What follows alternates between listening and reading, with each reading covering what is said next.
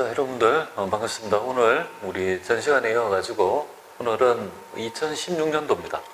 16년도 주택관리사 회계 원리 기출문제 풀이를 좀 해드리도록 하겠습니다. 이 기출문제 풀이는 여러분들이 이제 기본적인 학습을 하시고 풀어볼 때 그렇게 확인을 하셔야 돼요. 굉장히 그 범위에 있는 대표적인 문제가 함축되어 있기 때문에 그죠? 하나의 문제를 이해하는 게 어려워요. 그러니까 공부량이 좀 되시고 확인 차원에서 그렇게 보시면 될 것 같습니다. 그래서 만약에 이걸 해설 강의 듣다가 좀 이해가 안 된다 이렇게 생각하시면요, 기본 강의 들으셔가지고 또 이렇게 또 보완하시고 그렇게 하시면 될 것 같습니다. 자, 우리 첫 번째 문제부터 한번 풀어보도록 하겠습니다. 첫 번째, 보통 주택관리사 회계 원리에는 이 앞부분에는 보통 기본적인 어떤 이 강의, 기본적인 내용들이 좀 있습니다. 그런 거 위주로 한번 보죠. 첫 번째, 대표적인 문제가 되어보이네요. 첫 번째, 회계상 거래가 아닌 것은 이렇게 되어 있습니다. 뭐 회계상 거래는 계속 있죠. 전회차도 그렇고 계속 많이 나타나는데 우리가 이제 회계 거래의 대상이죠. 그래서 이제 재산의 증감이 있으면 기업에 기록하고 계약이랄지 약속은요, 기록 대상이 아니라는 점 좀 살펴보면 되겠습니다.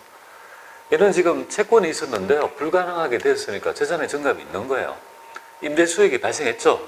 그럼 수익이 발생했으니까 기록하는 거고, 그래서 뭐 공정 가치가 기말에 상승했다라면 당연히 평가할 것이고, 만약에 수량이 부족하다면 감모 같은 손실을 인식하겠죠, 그죠? 그래서 기존 차입금에 대해서 금융기관의 요구로 부동산을 담보로 제공했다. 뭐 담보 제공에 대한 부분이 재산의 증감이 있는 거래가 아닙니다. 정답은 5번이 되겠습니다. 뭐 쉽게 맞출 수 있는 거래 되겠습니다. 두 번째 한번 풀어볼게요. 자, 다음 절을 이용해서 매출 총이익은 어떻게 구하느냐 이거죠. 그러니까 뭐 문제 패턴에 어떤 풀어보는 물어보는 양식이 있는 건 아니에요. 우리는 기본적 개념을 가지고 매출 총이익을 뽑아내야 됩니다. 그럼 일단은 매출 총이익이 뭔지는 알아야 될 거 아니겠습니까? 그래야지 풀 수 있는 거다, 그죠? 그래서 매출 총이익은 말 그대로 이렇게 풀죠, 그죠? 여기 보면, 자, 우리 손익계산서의 양식을 보면 이렇게 되어 있습니다. IS에 보면 이 매출액은 순매출액을 의미한다. 순매출액에서 여기서 매출원가를 뺀다 이렇게 보면 되죠. 그리고 나머지가 뭡니까? 여기 보면 매출 총이익이다 이렇게 되겠습니다. 요 부분이 그죠? 얼마냐? X 이걸 물어보는 거죠, 그죠? 그럼 하나하나씩 있죠. 여러분들이 X를 구하기 위해서 노력하면 될 것 같아요. 그래서 순매출액은 말 그대로 총매출액이 아니다, 그죠? 네, 그러니까 총매출액에서 매출 할인 같은 게 있으면 차감된 금액을 의미한다. 그러면 요 정보에서 뭐를 찾습니까? 여기 보세요. 매출을 찾아봐요. 매출, 요거 매출. 이렇게 되죠. 그죠? 그리고 이제 매출원가 뽑을 때 또 다른 색깔로 제가 해볼 건데요. 매입은 뭡니까? 여기에서, 그죠? 매입. 요것도 뭐예요? 매입. 이렇게 되죠. 그죠? 요게 헷갈리지 않도록 합니다. 자, 그러면 총 매출액에서 매출 할인을 빼죠. 그죠? 뺀 금액이 순매출액이 되니까 3,500원에서 200원을 빼면 당연히, 그죠? 3,300원이 되겠죠. 그죠? 여기에서 이걸 뺀다, 그죠? 요 금액이 될 거다, 이렇게 보시면 돼요. 자, 그러면 이제 매출원가를 어떻게 구하냐, 그죠? 매출원가는 재고자산의 변동에서 우리가 뽑을 수 있는 거 아니에요, 그죠? 요거를 우리가 뽑아보겠습니다. 밑에다가 제가 이렇게 X 할게요. T를 그려가지고, 자, 재고자산의 변동을 한번 나타내보죠. 그래서 기초가 있을 거고요. 여기에 있는 매입액이 항상 제가 강조했듯이 순매입액 기준이다. 손익계산서에 보고되는 매출액은 순매출액. 매출원가를 뽑아낼 때 기준이 되는 금액은 순매입액 이렇게 됩니다. 그리고 여기 팔린 거는요, 매출원가가 될 것이고, 팔리지 않은 거는요, 기말 재고를 구성할 겁니다. 그러니까 요거를 이제 우리가 구한다 이 말이잖아요, 그죠? 그럼 있는 자료 보겠습니다. 여기 560원. 그 다음에 510원 이렇게 적습니다. 560원, 510원 이렇게 적습니다. 그러면 매입액은 총 매입액이 아니에요. 순매입액이니까 매입 환출, 매입 애놀이, 매입 할인 등이 차감된 금액이 바로 순매입액의 정의고, 2,300원에서 350원을 빼면 2,950원이 될 것 같습니다. 네? 죄송합니다. 산수가 약하네요. 네, 1,950원. 그러면 2,510원인가요? 맞죠? 2,510원이잖아요. 그죠? 맞죠? 아닌 것처럼 또 얘기하면 안 돼. 그럼 2,510원. 이렇게, 여기 딱 보니까 뭡니까? 여기가 지금 딱 이렇게 문제가 있죠. 이렇게 딱, 그죠? 쉽게 해놨잖아요. 그죠? 그럼 뭔가 느낌 와야 돼. 이거 뭐, 그죠? 맞았구나. 이런 느낌 들어야 돼. 보통 문제를 만들 때 보면 해당 금액이 있죠. 딱 떨어지게 하는 것들이 제가 볼 때 매너라고 생각해요. 그죠? 이렇게 딱 하면 여기 얼마가 돼요? 2,000원. 여기가 이제 도출했다. 그죠? 그럼 여기 이 금액이 2,000원이 될 거고. 그에 따라 결론은요. 1,300원이 뭡니까? 빼면 그건 요거 금액이 1,300원이 되겠죠. 그죠? 여기 정답이 됩니다. 그래서 정답은 4번이 되겠습니다. 자, 이런 형태로 이 형태를 하나 익혀서 가지고 다양한 있죠. 이 다가오는 여러 가지 문제에 대해서 적용하시면 될 것 같습니다. 자, 요 풀이 방법 간명하게 익힙니다. 자, 그 다음에 문제 3번 한번 보죠. 오늘은 좀 강의 듣는 분이 조금 몇 분 계셔가지고 좀 많으셔서 좀 좋은 것 같네요. 그래도. 자, 3번 보겠습니다. 자, 단기 순이익에 영향을 미치는 항목. 원래 뭐 이 강의가, 그죠? 어떻게 할까 하다가 제가 뭐 아름아름 이 주택관리사 공부하시는 분을 조금 공 들으실 마음이 있는지 이렇게 물어보니까 굉장히 많은 분이 신청하셔가지고 그래서 뭐 지금 여기 계신 분도 있지만 그렇게 강의가 이루어진 거예요. 그죠? 그래서 다음에 뭐 기회가 되면 또 여러분들 제 강의 말고 안 듣는 분 있으면 또 공개 강의를 통해서 또 여러분하고 한번 뵙도록 그렇게 하겠습니다. 자, 이거 이 단기 순이익에 미치는 영향의 항목이 아닌 것 이렇게 물어보네요. 그죠? 아닌 것. 그럼 단기 순이익은 결국은 수익과 비용이 구성 요소가 되니까, 그죠? 수익과 비용 거래가 아닌 것을 물어보는 거죠. 기본적인 문제가 되겠습니다. 감자차익, 자본 거래입니다. 자본 거래고, 뭐 평가 손실, 재고된 평가 손실은요. 이거는 비용, 손상차손 비용, 손실 비용, 처분액, 뭐 수익 이렇게 됩니다. 당연히 뭡니까? 요 네 개는 그죠? 우리가 수익과 비용 계정 요거는요. 자본 계정이니까 당연히 재무상태표에 영향을 주니까 1번이 정답이 되겠습니다. 뭐 어려운 거 아니다, 그죠? 자, 2015년도의 문제도 보니까 앞에 부분이 좀 편했던 것 같은데 뭐 2016년도도 뭐 그렇게 어려운 것 같지 않습니다. 뭐 원래 처음에 좀 쉬우면요 힘이 나거든요. 그렇게 해서 여러분이 탄력을 받아가 나가셔야 돼요. 그런데 이거 하다가 도저히 안 되면 어떻게 됩니까?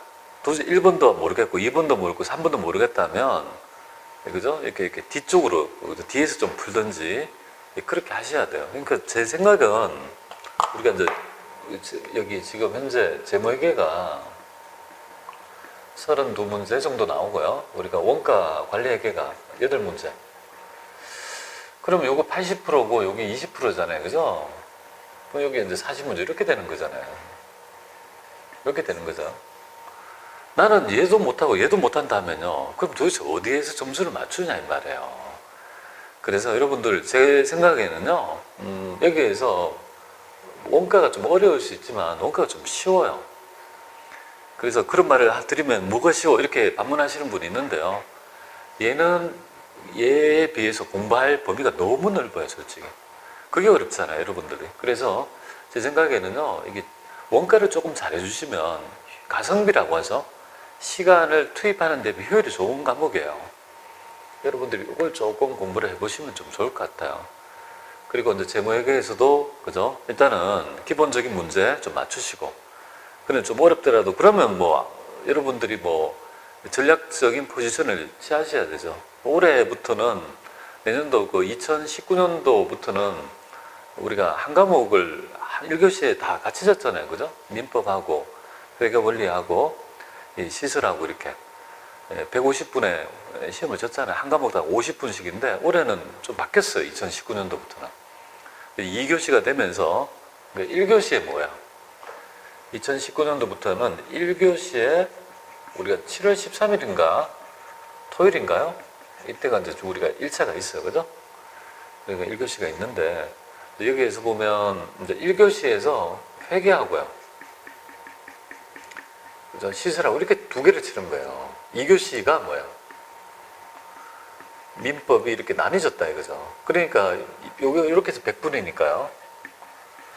시간을 투입하면 투입할수록 합격률이 높아지잖아요. 그렇기 때문에 여러분들이 봤을 때 이 시설을 조금 열심히 하셔가지고 여기서 간단하게 빨리 맞추면요. 여기에 대한 시간이 세이브 된다, 그죠? 이 회계에 대해서는요, 너무 계산 문제가 많으니까 힘들어 하실 거예요. 하지만 시간이 있냐 없냐 이거잖아요, 그죠? 그러니까 여러분들이 그렇게 전략적으로 좀 포지션을 정하시면 좋을 것 같습니다. 둘 중에 뭔가 하나는 좀 잘해야 된다고 보시면 돼요.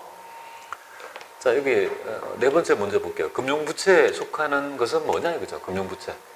이 금융부채라 하면 이 계약상의 의무죠, 그죠? 네, 여러 가지 이 두 개가 됩니다. 계약상의 의무. 그 다음에 또 특정한 뭡니까? 우리 법에서 정한 특정한 계약. 뭐 이런 걸 얘기합니다. 뭐. 그 두 개가 부채의 범위에 포함하는데요. 여기서 계약상의 의무가 아닌 게 있어요. 그러니까 이런 것들은 금융부채가 돼요. 특히 이제 계약은 불리한 계약, 그죠? 이건 굉장히 불리한 조건의 계약. 조건의 계약, 뭐 이런 것들을 포함하는데요. 등등 있는데. 자, 이거 보시면 매입 채무는 당연히 뭡니까? 금융부채에 해당이 돼요. 우리 상거래에서 있죠. 우리가 계약 행위에 따라 있죠. 나타난 우리가 의무라고 봅니다. 근데 선수금은 그냥 돈을 미리 준 거잖아요. 계약상의 의무가 아닙니다. 그리고 사채도 당연히 그죠. 계약상의 의무에 따른 부채고요. 소득세 예수금하고 미지급법인세는 부채는 부채 맞는데 이게 계약상의 의무가 아니죠.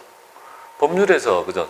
일단 떼가지고 내는 것들이 예수금이고 미지급법인세도 결국은 기말에 법인세가 얼마인지 미지급 세금을 계산하는 결과물 아닙니까? 아니다. 그렇기 때문에 정답은 기억, 디귿. 정답은 2번이 되겠습니다. 그렇게 해서 좀 새겨보시면 좋을 것 같습니다. 뭐 기본 강의 때 뭐 많이 말씀드렸던 것 같아요. 그죠? 자, 그 다음에 문제 5번 보겠습니다. 재무정보의 질적 특성 이렇게 나와요. 매번 한 5번째 문제 개념 체계가 우리가 자꾸만 얘기를 합니다. 그러니까 이런 것들은 여러분들이 이제 책을 조금씩은 정독을 하면서 읽어야 되는데 조금 읽어 보셔야 돼요. 근데 키워드가 있겠죠, 그죠? 이렇게 쭉 봤을 때 분명히 얘기하고 있는 바하고 개념이 다른 게 있을 거 아니에요, 그죠? 그런 것들을 읽어보고 탁 체크할 수 있는 능력이 필요해요. 첫 번째, 이 명확하고 간결하게 분류되고 특정 지어져서 표시된 정보는 뭐예요? 당연히 이해 가능성이 높은 거 아니겠습니까? 어리버리한 정보보다는 뭐야? 명확하고 간결하면 이해가 높을 거 아닙니까? 그냥 국어로 봐도 당연히 맞는 얘기 같아요. 그죠? 맞고. 그렇죠. 자, 어떤 재무 정보가 예측 가치나 확인 가치 또는 이 둘을 갖는다라면 그 재무 정보는 이용자의 의사결정에 차이가 나게 할 수 있다. 맞습니다. 차이 나게 한다. 그죠? 차이 나는 것들이 뭡니까? 바로 정보다. 이렇게 보면 돼요. 그죠? 이런 것들을 둘 다 가지면 예측할 수도 있고 확인할 수도 있다면 갖는다라면 뭔가 의사결정에 차이가 되는 거죠. 이런 걸 가지고 미래를 예측할 수도 있고, 그죠? 그렇게 됩니다. 이것도 맞는 얘기고요. 자, 검증 가능하다는 말은 뭐죠? 야, 저 사람은 정말 검증 가능해. 저 사람은 정말로 이뻐. 그런데 이 검증 가능하다는 말은 엄밀히 따지면 독립된 다수의 측정자라는 개념이 깔려야 돼요. 자, 오늘 여러분들 예를 들면 이런 예를 들 수 있습니다. 오늘 그죠? 이렇게 남녀가 사귀었다 하면 결국은 오늘 첫날이다 하면 서로가 너무 이뻐 보일 거 아니에요. 그 남자한테 물어봅니다. 당신의 여친이 이쁩니까? 10번 물어봐요. 그럼 그죠? 콩깍지가 씌인 남자는 뭐라고 합니까? 이쁘다고 10번을 얘기할 거 아니에요. 근데 그게 검증 가능한 게 아니라고요. 그 사람을 빼고 다수의 독립된 객관적인 사람한테 물어가지고 그 사람들이 뭔가 저 여자는 이뻐요 라고 해야지만해요. 그건 검증 가능하다, 그죠? 그런 개념이 바로 검증 가능성이라고 합니다. 검증 가능성은 정부가 나타내고자 하는 경제적 현상을 충실히 표현하는지를, 이 충실히 표현한다는 말 자체가 바로 근본적 질적 특성이 뭐예요? 근본적인 질적 특성 중에서 우리가 목적적 합성과 충실한 표현이 있잖아요, 그죠? 질적 특성은 충실한 표현이 있잖아요, 그죠? 그거에 대한 근본적인 질적 특성이에요. 검증 가능성은 근본적인 질적 특성이 아니에요. 여러분이 여기서 알아야 할 때 근본적인 질적 특성은 두 가지가 있겠죠, 그죠? 이건 두 가지가 있겠습니다. 목적적 합하든지 목적적 합성이 있든지 충실한 표현, 그죠? 이 두 가지가 근본적인 질적 특성이 됩니다.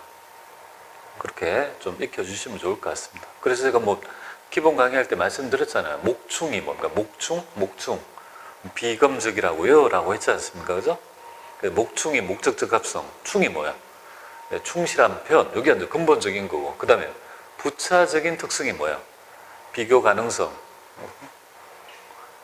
목충이, 그죠? 이해 가능성, 비교 가능성, 그 다음 검증 가능성, 적시성, 이해 가능성, 이런 것들이, 그죠? 부차적인 있죠. 질적 특성이 됩니다. 그러니까 요것만 보더라도 뭐예요?